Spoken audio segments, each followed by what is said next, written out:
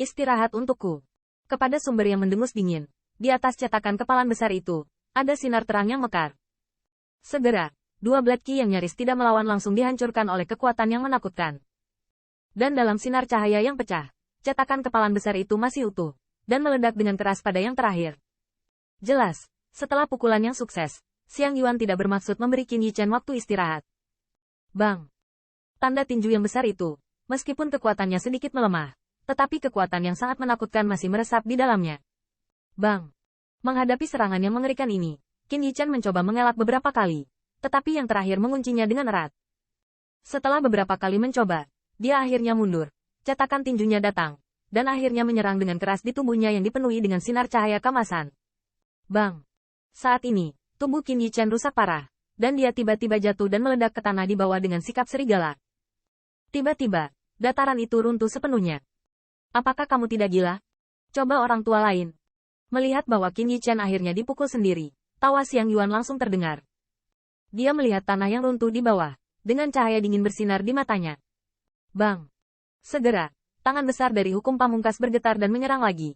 Tinju yang keras, merobek ruang dan menembaki dataran yang runtuh dengan ganas. Jelas, Xiang Yuan sama sekali tidak bermaksud berhenti di sini. Kepada musuh Anda harus membunuh sampai yang terakhir dan melihat tubuhnya dengan mata kepala sendiri. Ini adalah aturan besi yang diketahui oleh setiap pembangkit tenaga listrik dengan sedikit pengalaman di daerah aliran sungai. Hanya dengan cara ini mereka bisa bertahan lebih lama di daerah aliran sungai. Xiang Yuan, sudah cukup, kamu tidak perlu malu. Namun, saat angin kencang akan menghantam tanah yang runtuh, siluet tiba-tiba muncul di bawahnya. Dan itu adalah Han Han yang merupakan jubah hitam. Pada saat ini, Han Yan mendesak jalannya sendiri dan mengubahnya menjadi tirai tipis di depannya. Hai! Pukulan keras dari tirai cahaya tiba-tiba meledak menjadi gelombang kejut yang dahsyat. Namun, ada beberapa garis misterius yang mengalir di tirai cahaya itu.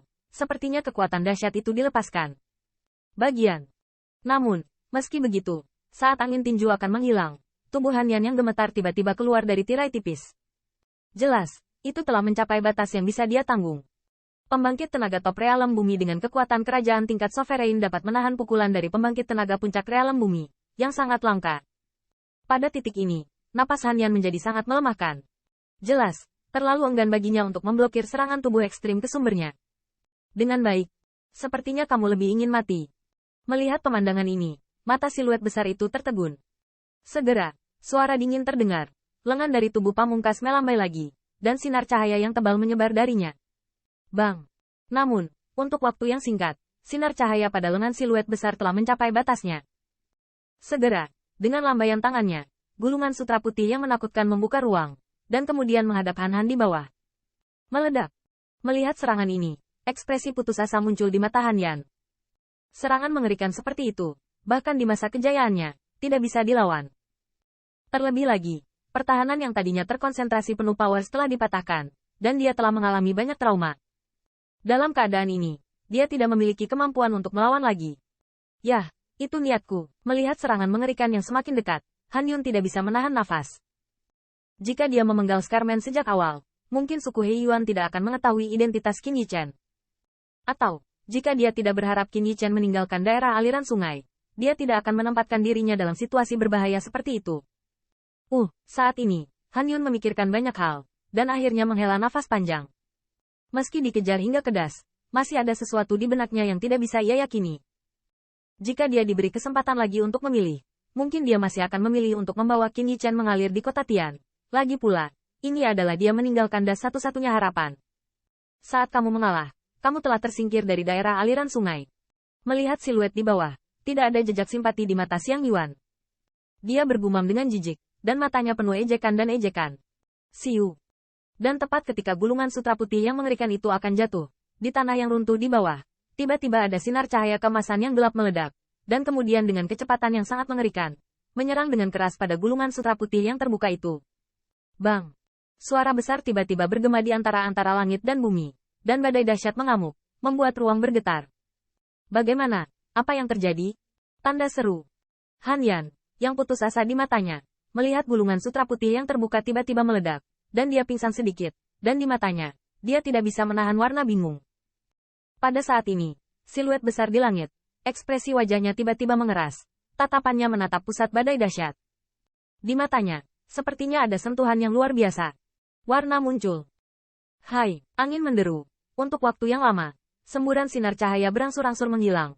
Dan kemudian gempa susulan yang dahsyat hanya memudar.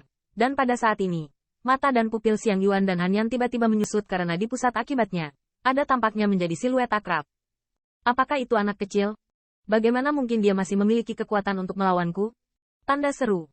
Ketika saya melihat siluet itu, wajah Xiang Yuan tiba-tiba berubah. Dan dia hanya bisa membuat gumaman yang luar biasa. Jelas, dia tidak bisa memikirkannya. Junior yang dibombardir secara paksa oleh dirinya sendiri memiliki kekuatan pertempuran yang mengerikan. Itu dia, tanda seru. Ketika siluet ramping itu menjadi jelas, tubuh Han Yan sedikit bergetar, dan sinar yang dalam muncul di matanya. Han awalnya bukan pembunuh, tetapi juga karena dia tidak punya pilihan selain menyinggung kekuatan yang tidak mampu dia singgung. Dalam menghadapi pengejaran mereka, dia hanya bisa melarikan diri ke daerah aliran sungai. Namun, dia selalu merasa lega dengan keluarganya, dan untuk bisa menghapus dosa keluarganya sendiri, dia hanya memiliki secercah harapan dan tinggal di lembah sungai pada umumnya. Dan ketika dia mendengar nada tegas Qin Yichen, dia akhirnya merasakan sentuhan harapan. Jadi dia mengabaikan kecurigaan itu dan bahkan memutuskan untuk membawa Qin Yichen ke kota Tian. Baru saja, ketika Qin Yichen mengira dia tidak bisa melarikan diri, Han Zheng sudah putus asa. Jadi dalam menghadapi serangan Xiang Yuan, dia bahkan tidak ingin melawan. Namun, bagaimana dia tidak menyangka bahwa, pada saat yang paling berbahaya, dia mengira bahwa anak laki-laki yang telah dipukul dengan keras dan tidak memiliki harapan untuk menghadapi Xiang Yuan tiba-tiba muncul, masih menunggunya untuk diselamatkan.